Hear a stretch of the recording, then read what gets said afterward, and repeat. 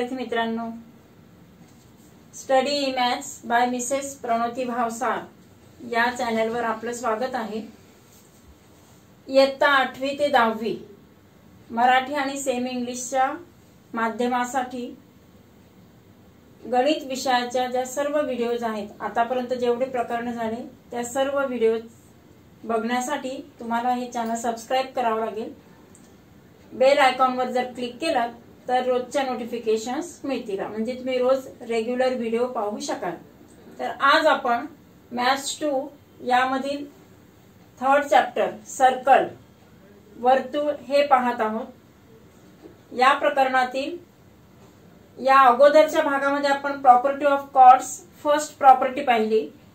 आज आपण second property बघणार आहोत, म्हणजे जीवांच्या वर्तुळाच्या अंतर्भागातील छेद आणि दुसऱ्या प्रॉपर्टी मध्ये जीवांच्या बाह्य म्हणजे वर्तुळाच्या बाह्य भागातील छेद यावर आधारित असलेली ही प्रॉपर्टी।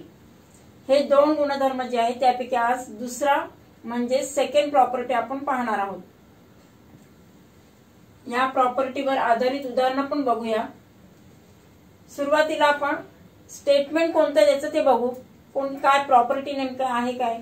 जशी फर्स्ट प्रॉपर्टी आहे त्याच पद्धतीने ही सेकंड प्रॉपर्टी की फर्स्ट प्रॉपर्टी मध्ये म्हणजे पहिला जो गुणधर्म होता की त्यामध्ये कॉर्ड्स हे वर्तुळाच्या आतमध्ये छेदत होते। आता कंडिशन कोणती आहे की जे काही कॉर्ड्स आहेत त्या वर्तुळाच्या बाह्य भागात छेदत आहेत, परंतु कॉर्ड्स म्हटल्यानंतर काय असतं की फक्त परिघाच्या म्हणजेच परिघाच्या बाहेर जर गेलं तर ती काय रेषा तयार होत असते, आणि म्हणून दोन रेषांनी सामावलेल्या ज्या जीवा आहेत त्या जीवांचा जर बाह्य बिंदू वर्तुळाच्या बाह्य भागात असेल तर त्यासाठी ही प्रॉपर्टी आहे। तेव्हा त्या कोनाचं जे माप आहे त्या रेषांमधील जो कोन तयार होतो त्या कोनाचं माप त्या कोनांनी आंतरखंडित केलेल्या कंसाच्या मापाच्या निम्मे असते। अगोदर आपण स्टेटमेंट व्यवस्थित बघूया।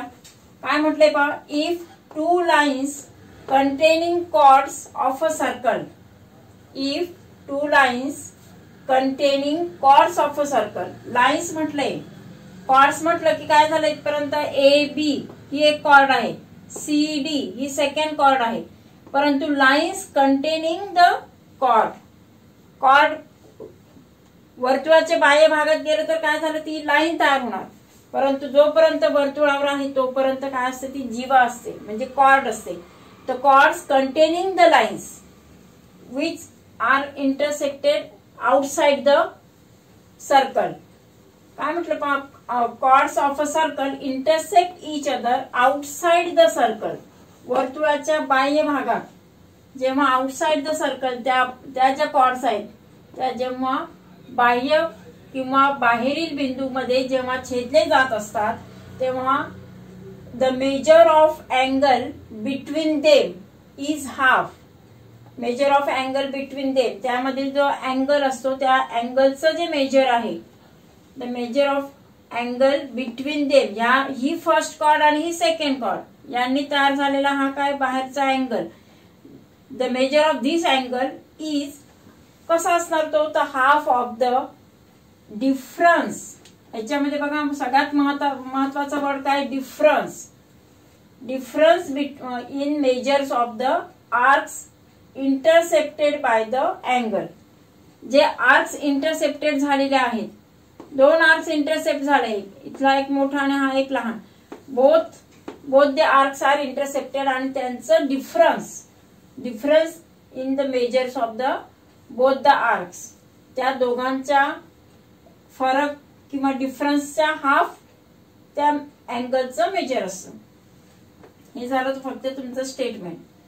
बघा मराठीतून पाहूया। वर्तुळाच्या जीवांना सामावणाऱ्या रेषा, वर्तुळाचे जीवा, आता जीवा इथे दोन आहेत, ए बी, दुसरे आहे सी डी।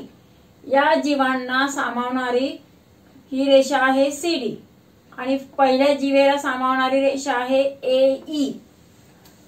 दोन जीवांना सामावणाऱ्या ज्या रेषा आहेत दोन त्या वर्तुळाच्या बाह्य भागात छेदत असतील कोणता भाग? बाह्य भागात. याच्या अगोदर काय होतं? अंतर्भागात. अंतर्भागात छेदत होते तेव्हा त्या जीवांच्या यांनी तयार होणारा जो कोण आहे त्या कोणांच्या आंतरखंडित झालेल्या कंसांची बेरीज घेतली होती आपण. आता बाह्य भागात असल्यामुळे आपण घेताना काय केलंय? त्या छेदत असतील तर त्या रेषांमधील कोणाचं माप, त्या रेषांमधील कोण, या रेषांमधील कोण आहे? कोण D. AEC is the angle between the two chords, किंवा दोन जीवांमधील तो एक कोण तयार झालेला आहे. त्या कोणाने आंतरखंडित केलेल्या कंसाच्या मापांच्या फरकाच्या निम्मे असते. फरक, there is a difference between the two intersected arcs. दोन आंतरखंडित केलेल्या कंसांच्या फरकाच्या निम्मे. फरक घेणार आहोत आपण इथे. फरक केव्हा घेणार? जेव्हा बाह्य भागात असेल तेव्हा. देयर इज अ डिफरन्स किंवा when they are outside the circle. याच्या अगोदरच्या प्रॉपर्टी मध्ये inside the circle. Then at that time we take the addition, sum of the ते घेतलं. आता इथे मात्र काय करणार आहोत आपण? कंसांच्या मापांच्या फरकाचे निम्मे असतं. हे झालं फक्त आपलं स्टेटमेंट. आता याचं प्रूफ बघणार आहोत आपण. त्याची सिद्धता कशी आहे ते बघूया. या सिद्धतेमध्ये फर्स्ट काय? पक्ष. गिव्हन काय दिले बघा? जीवा AB आणि जीवा CD. आता इथे जीवा AB आणि जीवा CD they are intersect at point E. प्रत्यक्षात एवढीच जीवा होती ती, पण पुढे वाढवल्यानंतर ते काय झालं? It contains the line. This second arc which is CD, second जी लाईन आहे त्यामध्ये कॉर्ड CD ती पुढे वाढवते. काय झालं? ते इंटरसेक्ट आउटसाइड द सर्कल. हा E पॉइंट कुठे? वर्तुळाच्या बाह्य भागात. या कॉर्ड्सने तयार होणारा कोण म्हणजे कोण आहे? AEC आहे. मेजर अँगल AEC याचा आपल्याला मेजर काढायचा. तर त्याच्या अगोदर गिव्हन मध्ये काय घेतलंय? Chord AB, chord CD they intersect at E. जीवा AB, जीवा CD intersect at point E. E मध्ये ते छेदलेले आहे. पुढे काय घेणार आहोत आपण? काय प्रूव्ह करायचं आपल्याला? अँगल AEC चं जे मेजर आहे ते half of the measure arc AC minus BC. हा जो मोठा आर्क आहे AC, दुसरा आर्क आहे BD, त्यांचा difference, it is the difference.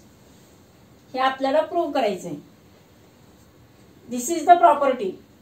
आणि ते त्यासाठी आपल्याला कन्स्ट्रक्शन करायचंय. काय कन्स्ट्रक्शन करायचंय? जॉईंट AC काय करायचं आपल्याला? जॉईंट करायचंय. AC नको आपल्याला. आता इथे मी पॉइंट D घेतलेला आहे. तिथे पॉइंट AD करूया आपण. पॉइंट AD हा जॉईंट करणार आहोत आपण. आता काय झालंय पहा? AD we join segment AD. यामध्ये जर पाहिलं तर आता ट्रायंगल तयार झालं बघा. AED this is the triangle. आणि हा काय झाला त्याचा? It is the exterior angle, बाह्य कोण. कोणता कोण झाला तो? बाह्य कोण, एक्सटिरियर अँगल. आता आपण एक्सटिरियर अँगल त्रिकोणाचा एक्सटिरियर जो बाह्य कोण आहे त्या बाह्य कोणाचं प्रमेय वापरणार आहोत आपण. त्याच पद्धतीने घेणार आहोत. Angle ADC is exterior angle of triangle ADE. या त्रिकोणाचा तो काय आहे? बाह्य कोण आहे. It is the exterior angle of triangle AED.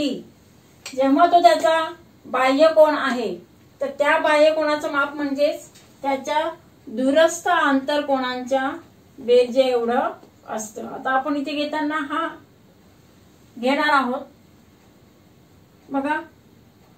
EAD हा अँगल आणि दुसरा कोणता आहे? AED.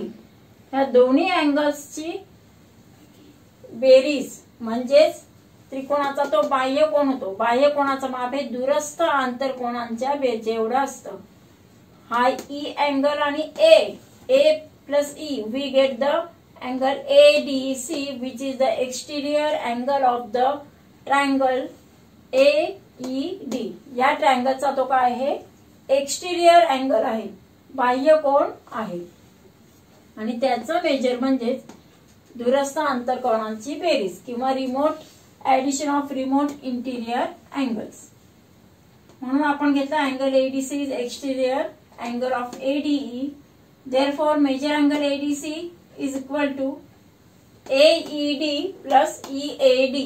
दोघांचं ऍडिशन लिहिलं, त्याचं एक इक्वेशन तयार केलं, ते म्हणजे काय एक्सटिरियर अँगल थेरम यूज केला, तर तो आपण तिथे लिहिणार आहोत. पुढे बघा काय अँगल AED. आता यामध्ये आपल्याला मेजर कशा काढायचे AED. या समीकरणामध्ये पहा from this equation angle AED is equal to ADC इकडे घेतलं तर काय मायनस EAD. तेच मी इथे लिहिलंय. Angle measure angle AED is equal to angle ADC minus angle EAD. दोन कोणांचे काय झाले तिथे बघा की ADC. आता ADC पहा बरं कुठे angle ADC it is the inscribe angle. कोणता कोण आहे तो ADC हा आंतरलिखित कोण आहे आणि म्हणून आंतरलिखित कोणाचं माप आणि आंतरखंडित केलेल्या कंसाच्या मापाच्या निम्मे असतं. आता आंतरखंडित कंस आहे AC. AC it is the intercepted arc by the inscribe angle ADC.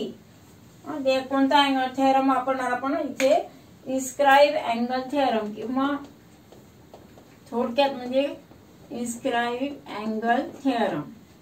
आंतरलिखित कोणाचे प्रमेय. आंतरलिखित कोणाचे प्रमेय ते तिथे वापरणार आहोत. म्हणून अँगल ADC चं मेजर कशाचा हाफ होणार आहे आर्क AC च्या हाफ. म्हणून इथे घेतला हाफ आर्क AC. आता दुसरा अँगल पहा EAD. आता हा जो आर्क आहे तो या इथे हा कोण तयार होतोय, या कोणाने इथे समाविष्ट केलं किंवा आंतरखंडित केलेला जो कंस आहे तो आहे BD. The arc BD is intercepted by the कोणता अँगल इन्स्क्राइब अँगल EAD किंवा त्याला BAD असं पण आपण म्हणू शकतो. म्हणजेच हा जो इन्स्क्राइब अँगल आहे त्या इन्स्क्राइब अँगलने इंटरसेप्टेड आर्क आहे BD. Therefore major angle EAD is equal to half of major arc BD. तिथे आपण काय केलंय inscribe angle theorem we use inscribe angle theorem. आंतरलिखित कोणाचा प्रमेय वापरला तर काय झाला हाफ मेजर आर्क BDच्या निम्म्या लांबीचा. म्हणून हा एवढा आर्क जो आहे तो काय घेतलाय BD. झालं इथपर्यंत सेकंड स्टेप मध्ये. आता दोघांमध्ये काय केलं आपण जो हाफ आहे 1/2 पहिल्या ब्रॅकेटचा दुसऱ्या ब्रॅकेटचा 1/2 हा सामायिक घेतलाय. We take it common then we get half of major arc AC minus arc BD. बघा काय झालंय 1/2 आणि कंसाच्या आतमध्ये पहा half of major arc AC minus arc BD. AC मोठ्या आर्क मधून लहान आर्क मायनस करायचा आहे. Measure arc AC minus measure arc BD म्हणजे बाह्य बिंदू जो आहे बाह्य बिंदूशी हा तयार होणारा जो कोण आहे याचं माप त्याने आंतरखंडित केलेल्या कंसांच्या मापांच्या फरकाच्या निम्मे असतं. There is the measure of angle between them is half the difference in measures of the arcs between किंवा इंटरसेप्टेड बाय द अँगल. त्या अँगलने जे काही इंटरसेप्टेड आर्क्स असतील त्याच्या हाफ ते असतं. तर यावर आधारित आपण जो प्रॅक्टिस सेट आहे त्यामधील उदाहरण बघूया. या दुसऱ्या प्रॉपर्टीवर आधारित प्रॅक्टिस सेट 3.4 यामध्ये क्वेश्चन नंबर 7 प्रॅक्टिस सेट 3.4 यामध्ये क्वेश्चन नंबर 7 पेज नंबर 74 तो क्वेश्चन आपण बघूया. यामध्ये काय म्हटले पहा, in figure measure arc NS is equal to 125 degree, measure arc EF 37 degree, then find the measure of angle NMS या कोणाचं माप आपल्याला काढायचं आहे. दोन आर्क NS आणि EF यांचं तुम्हाला मेजरमेंट्स दिलेले आहे आणि काढताना काय करायचंय, त्या कोणाचं माप काढायचंय. We have to find the angle NMS. आता आकृतीमध्ये पहा, काय म्हटलंय पहा, NM, दुसरा आहे M आणि S. इथे जे आहे they are intersect at point M. इथे SF it is also intersected at point M. NE ही जीवा आणि या जीवेला सामावणारी रेषा आहे NM. तसंच FS ही दुसरी जीवा, या जीवेला सामावणारी रेषा आहे MS. दोन जीवा EN याची रेषा MN आणि FS या जीवेला सामावणारी रेषा आहे MS. या दोन्ही जीवांना छेदणारा जो छेदन बिंदू आहे तो म्हणजे M आहे. The point M it is the intersection of the chords containing the line that is NM आणि दुसरं MS. they are intersect at point M which is outside the circle. It is outside the circle. Therefore, we using this second property.